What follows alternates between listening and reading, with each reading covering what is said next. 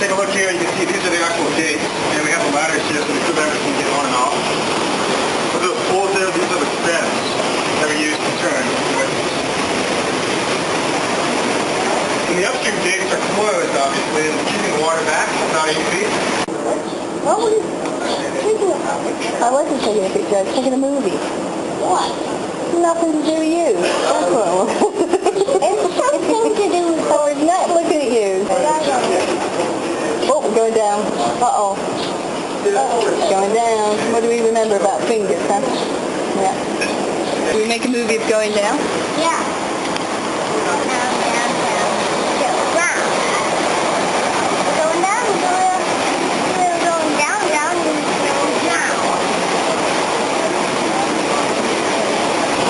Obviously, and keeping the water back. So about 350 years before our canal was started, Leonardo da Vinci invented this A-frame lift block.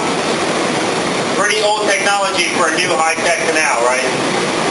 Well, even though this technology at this point is almost 600 years old, some of you might not even understand how it works.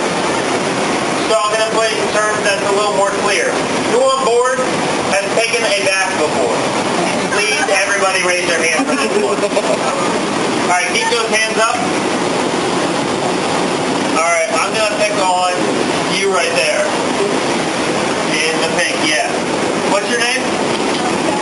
Angelica? Can you stand up for a second? All right, for those of you that don't know, Angelica here is a bathtub expert. She knows everything there is to know about bathtubs, correct? All right, yeah. So, now I'm going to ask, what's the first step in filling up your bathtub? What's that?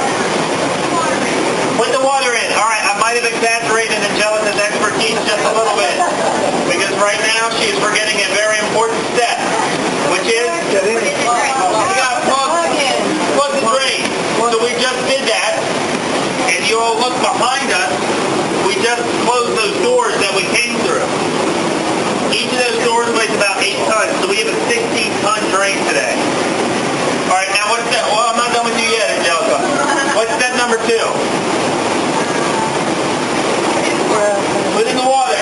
All right, well, the secret to putting in the water lies in the metal stems on that lock door.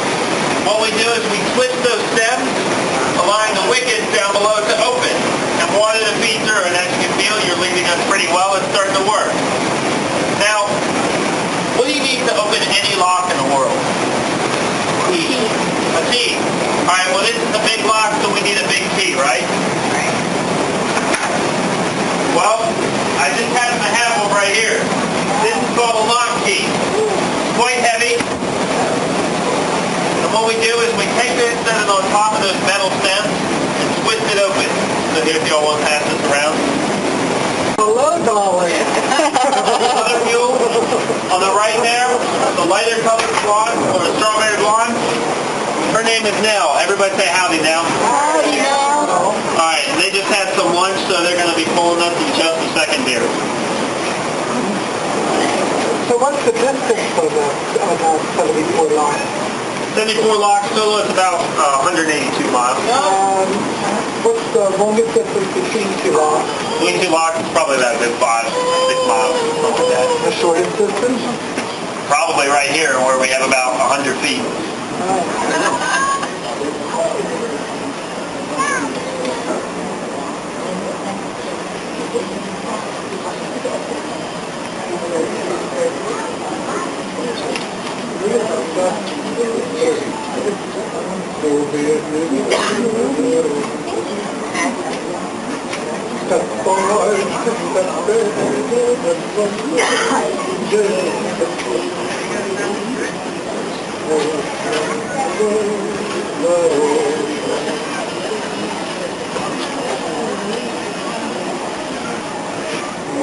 Alright, there we go. Looks like we will be on mule power today. So what we're going to do is hook up, and then we're going to thank everybody who sat in our volunteer bench. That's anybody on this side right here. Alright, this is what I like to call the splash zone. No, I'm kidding. Don't worry. What you folks are going to do is as soon as this line right here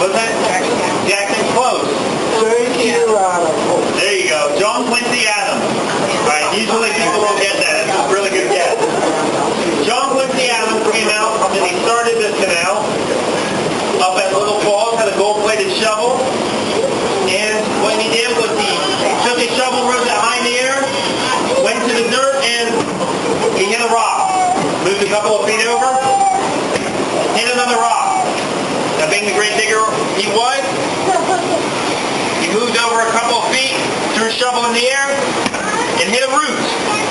Now, I don't know how you missed a tree root, but he did it. Then finally, he rolled up his sleeves, took off his jacket, which most people would consider inappropriate at the time, and he finally turned the first spadeful of dirt that would be the C&O Canal.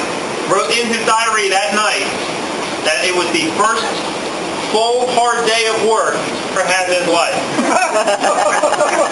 So if anybody wants to have a John Quincy Adams full day of work, go dig about 4 scoops full of